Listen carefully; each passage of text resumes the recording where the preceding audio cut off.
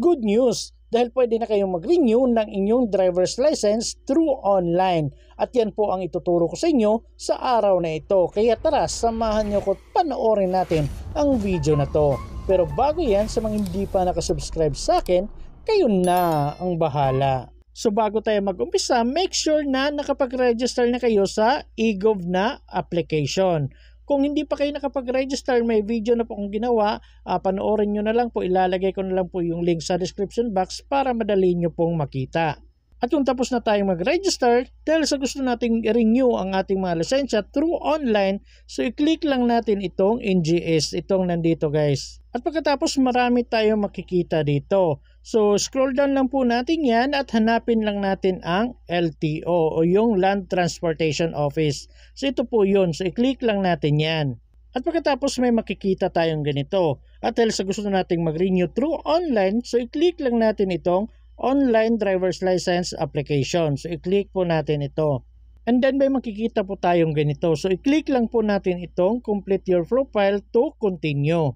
And then may makikita po tayong notice dito na dapat daw yung driver's license na i-upload ninyo yung valid at current driver's license ninyo. So in short, yung driver's license ninyo ay dapat hindi pa expired. Yes po, dapat hindi pa expired yung driver's license niyo para makapag-renew kayo online. Kung expired na yan, hindi kayo pwedeng mag-renew online at kailangan nyo na talagang pumunta sa pinakamalapit na LTO branch sa inyong lugar. So bago daw kayo mag-umpisa, make sure na meron na kayong valid na Online Driving Enhancement Program Certificate or yung tinatawag na ODEP. So para sa mga nagtatanong kung paano makukuha ang ODEP, so i-click lang po natin itong click here. And then may makikita kayong ganito. So dito i-click nyo na lang ang open. So dito para makapag-umpisa kayo sa ODEP, kailangan ninyong mag-enroll. So i-click nyo tong enroll now. So dito kailangan nyo lang fill upan lahat mga personal information na kinakailangan nila kagaya ng first name, middle name, last name, email address, gender, marital status, birth date at yung mobile number. At dito sa baba kailangan nyo ilagay yung driver's license number ninyo, yung expiry date, at yung driver's license classification ninyo. At dito sa baba, kailangan nyo i-upload yung picture ng inyong driver's license. At pagkatapos dito, kailangan nyo mag-take ng picture. So, kagaya ng mga passport photo, ganyan, yung mga 1x1 na picture, kagaya nun ang pagka-take ng selfie ninyo. At pagkatapos kung okay na at nakapag-upload na kayo ng pictures, pwede na po kayo mag-proceed dito sa baba. I-click nyo na lang po itong box katabi ng I have read and agree para ma-checkan at yung I am not a robot.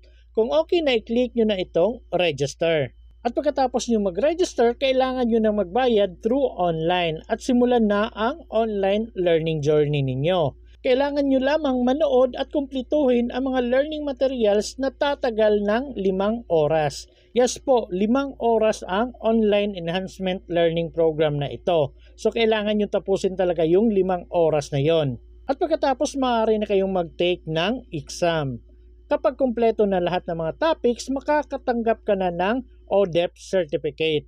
At kung meron na kayong certificate, maaari na kayong bumalik dito. So ngayon kailangan naman natin kumuha ng medical certificate. So ang pagkuha ng medical certificate ay through online lang din. So kailangan lang natin i-click itong nandito. Ito pong may square. At may makikita tayong ganito, i-click lang natin itong open. At pagkatapos may makikita naman tayong ganito, i-click lang natin itong proceed. At pagkatapos dito kailangan nating maglagay ng email address. At kung nakalagay na kayo, i-click nyo na lang po itong submit. At pagkatapos may makikita kayong ganito na nag-send daw sila ng OTP sa email address na nilagay ninyo. So bali ganito po yung OTP na na-receive ko sa aking email. At ito po yung ilalagay natin dito. At pagkatapos ninyo malagay, mag-antay-antay lang konti kasi maglo-loading yan. Then mapupunta na kayo dito sa pag-fill up ng personal information ninyo. At pagkatapos yung fill upan lahat, mag-book na kayo ng appointment. So piliin nyo na lang ang preferred date and time ninyo para sa inyong medical examination. At pagkatapos may sasagutan kayo na medical history questions. Kapag natapos niyo, pwede na kayong magbayad para sa inyong medical examination. At sa araw ng inyong scheduled appointment, pumasok sa teleconference room kung saan may naghihintay na doktor. Kailangan ninyong kumpletuhin ang medical test na ipapagawa sa inyo ng inyong doktor. Kapag kumpleto na ang exam, makakatanggap na kayo ng result ng inyong medical examination. Ipapasa ng doktor ang result gamit ang biometric scan at matatanggap na ninyo ang inyong medical certificate. At kung meron na kayong ODEP certificate at medical certificate, balik na tayo dito at pindutin natin itong continue. So ito pong may square. At pagkatapos may kailangan tayong kumpletuhin na 7 steps dito. So una nga ay yung pag-a-upload ng current driver's license natin. So kailangan natin picturean yan. So kailangan nyo pong picturean yung driver's license nyo, yung harap at likod. At pagkatapos i-upload nyo dito. So bali, click nyo na lang po itong take a photo or upload a file. At pagkatapos may makikita kayong ganito, allow eGov.ph to take picture and record video. So pwede nyo pong i-click itong while using the app or only this time. Basta wag lang po yung don't allow. And then may makikita na naman tayong ganito, allow eGov.ph to access photo and videos on this device. So pwede nyo pong i-click yung allow limited access or allow all. Basta wag lang ang don't allow. At kung tapos na kayo mag-upload ng front page at back page, make sure lang guys na nababasa talaga yung mga details sa pag-take ninyo ng picture.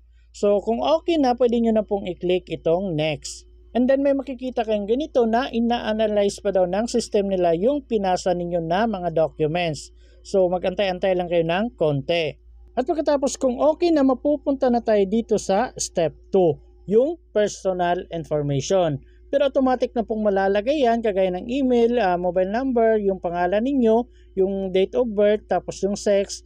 Ang kailangan nyo lang dito ay yung weight or kilogram. Dapat kayo nang bahalang maglagay kung ano yung weight ninyo, tapos yung height ninyo kailangan nyo ilagay din dito. Pagkatapos dito sa baba, ilagay nyo po yung eyes color ninyo, tapos blood type. Tapos dito sa baba, maglagay kayo ng in case of emergency information. So yung pwede makontak kung may emergency. So kayo nang bahala maglagay dyan. At kung okay na, fill upan nyo na lahat, i-click nyo na po itong next. At pagkatapos dito naman tayo sa step 3, ang pag-review ng address. So i-double check nyo na lang po yung address. Kung tama naman, i-click nyo na itong next. And then mapupunta na tayo dito sa step 4. So dito, maglalagay tayo ng information sa current driver's license natin. So una yung agency kung saan tayo nag-renew, tapos yung driver's license number natin. So i-double check nyo po ito guys kasi nakatry ako, mali yung nakalagay pala dito, kaya dapat nyong i-double check talaga. Tapos yung expiry date, tapos yung license card serial number. So dapat i-double check nyo ang ilalagay ninyo dyan. Pagkatapos nandito na yung picture ng inyong driver's license na kinuna ninyo kanina. So kung okay na at na-review nyo na lahat, i-click nyo na po itong next. At pagkatapos mapupunta na tayo dito sa step 5. So dito kailangan nyo mag-upload ng valid picture ninyo. So dapat naka-steady yung pagka-take ninyo ng picture. Dapat malinaw, nasa maliwanag na area at wala mga anino. Dapat nakikita daw yung mukha ninyo at yung balikat ninyo, at dapat walang nakaharang, walang mga sunglasses, mga sombrero, or kahit na ano na palamuti na makikita sa mukha ninyo. At dapat daw yung background ninyo ay light colored background daw. Kung may mga tela kayo na plain dyan, pwede na po ninyong gamitin yan as a background.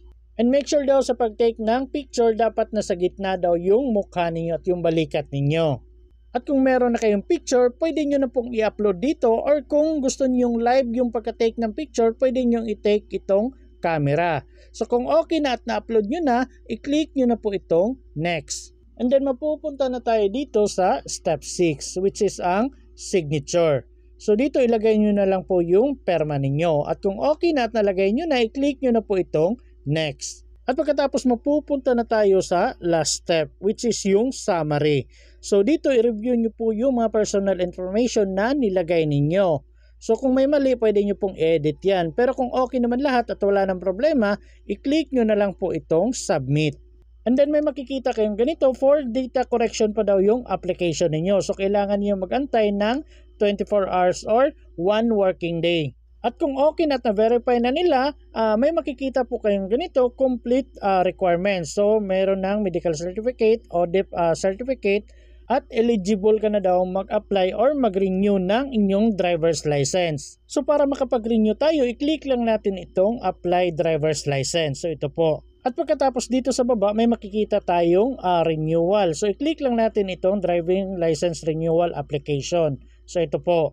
At pagkatapos nun pwede na po kayong magbayad. So nasa sa inyo na po yun kung ano yung mode of payment na gagamitin ninyo. So pwede kayong gumamit ng online banking, banks, cash payments, kiosk machine, Visa. So nasa sa inyo na po yan.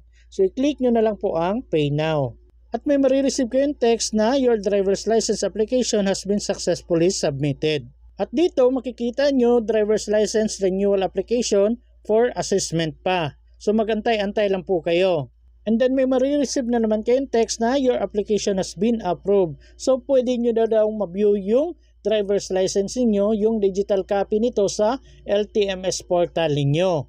So take note guys, kapag nahuli kayo at wala kayong driver's license card na dala, pwede pa rin yung digital copy ng inyong driver's license na makikita sa inyong LTMS portal. So pwede nyo ipakita yon, pero dapat kayo yung mag-login doon mismo sa harap ng traffic enforcer na nakahuli sa inyo. Hindi po pwedeng screenshot. Dapat actual na mag-login kayo doon.